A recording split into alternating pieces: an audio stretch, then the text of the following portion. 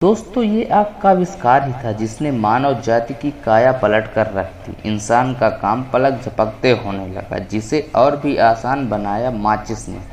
जी हाँ दोस्तों, वही माचिस की मामूली सी तीली जो हमें किसी छोटे से ढाबे से लेकर आलीशान महल तक में देखने को मिल जाएगी। हालांकि इसकी सब्स्टिट्यूट के तौर पर आज आपको मार्केट में तमाम उपकरण उपलब्ध मिल जाएंगे, मगर माचिस की जगह शायद ही कोई छीन पाए, क्योंकि ये इतनी सस्ती जो ठहरी। लेकिन क्या आपने कभी सोचा है कि आम आदमी के एलपीजी गैस से लेकर किसी गरीब के चूल्हे को रोशन करने वाली ये माचिस आखिर बनती कैसे है? अगर नहीं तो टेंशन नाट, बस बने रहें हमारे शो के बिल्कुल अंत तक। दोस्तों, सबसे पहले माचिस बनाने के लिए उन्हीं लकड़ियों को सिलेक्ट किया जाता है जिस पर अलग अलग चीज़ों को लगाया जाता है, और लकड़ी की कठोरता भी इतनी होनी चाहिए कि उस पर जलाते समय पड़ने वाले दबाव को सहन कर सके और टूटे नहीं।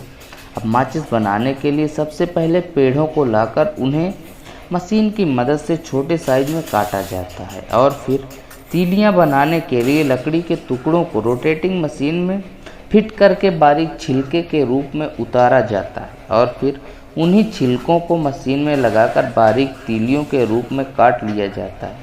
ये मशीन सिर्फ 1 मिनट में 10,000 से ज़्यादा तीलियां काट देती है। अब बारी आती है दूसरी प्रक्रिया की, तो कटी हुई तीलियों को इकट्ठा करके दूसरी सेकिंग मशीन में डाल दिया जाता है, और इस मशीन में बहुत से होल भी होते हैं। ये मशीन खराब तीलियां और आधी टूटी हुई तीलियों को होल्स के जरिए बाहर निकाल देती है और सही तीलियों को आगे भेज देती है। अब दोस्तों, इसका तीसरा प्रोसेस है क्लीनिंग और कार्बोनाइजिंग। इन तीलियों को स्लाइडिंग मशीन की मदद से कार्बोनाइजिंग मशीन में डाला जाता है। माचिस की तीलियों को ठोस बनाने के लिए तीलियों को मशीन की मदद से बिना हवा के ही गर्म किया जाता है, और फिर माचिस बनाने के लिए कार्डबोर्ड की कटिंग की जाती है, और फिर इसके बाद इसे प्रिंटिंग के लिए भेज दिया जाता है। जो मशीन इस पर प्रिंटिंग करती है वो एक एक करके कार्डबोर्ड को आगे भेजती रहती है, और दूसरी मशीन इन पर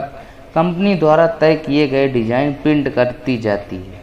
दोस्तों, प्रिंटिंग के बाद इन पर वो साइड वाला पार्ट लगाया जाता है जिस पर घिसकर हम माचिस को जलाते हैं। दोस्तों, इसके बाद बारी आती है आउटर बॉक्स को बनाने की, जिसमें छोटे छोटे कार्डबोर्ड को एक साथ मशीन में लगाया जाता है, और ये मशीन स्लाइडिंग के जरिए अलग अलग बोर्ड को शेप देती चली जाती है। दोस्तों, आइए जानते हैं कि इनकी तीलियों को जलाने वाला मसाला कैसे तैयार किया जाता है। दरअसल उस मसाले को पैराफिन वैक्स कहा जाता है। उसे बनाने के लिए एक मिक्सचर में जेलेटिन कैप्सूल, फास्फोरस और पोटेशियम क्लोराइड को डाला जाता है।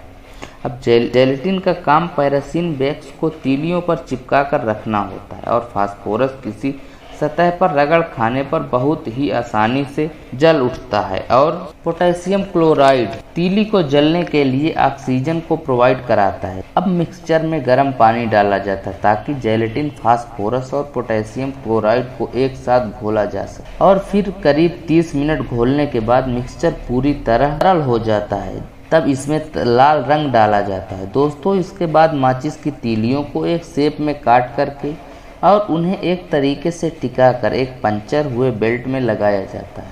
इस प्रोसेस के बाद इन तीलियों को अमोनियो फास्फोरस में डुबोया जाता है ताकि माचिस की तीलियां उसे सोख लें और तीलियां मसाला खत्म होने पर बुझ न जाएं। इस प्रोसेस के बाद इन तीलियों को एक साथ ही गर्म पैराफिन वैक्स में डुबाया जाता है, और फिर उसे सूखने के लिए एक रोलिंग मशीन पर घुमाया जाता है। तीलियों के सूख जाने पर ये बेल्ट तीलियों को बंडलिंग एरिया में भेज देती है, जहां पर सभी तीलियों को एक मशीन कंटेनर में डालती रहती है, और क्वांटिटी के हिसाब से तीलियों को मैच बॉक्स में भरती चली जाती है। ये मशीन एक बार में करीब 100 माचिस के डिब्बों को भर देती है। दोस्तों, तैयार की गई माचिस की लैब टेस्टिंग भी करी जाती है, जिसमें इन्हें नो एयर जोन में रखा जाता है, और उसके बाद चेक किया जाता है कि माचिस की तीलियां ठीक जल भी रही हैं या नहीं। यहाँ से पास होने के बाद पूरे स्टॉक को पैकिंग के लिए भेज दिया जाता है, जहाँ एक मशीन 10 माचिस का एक बॉक्स बनाकर आगे भेज देती है, और 10 बॉक्स को एक साथ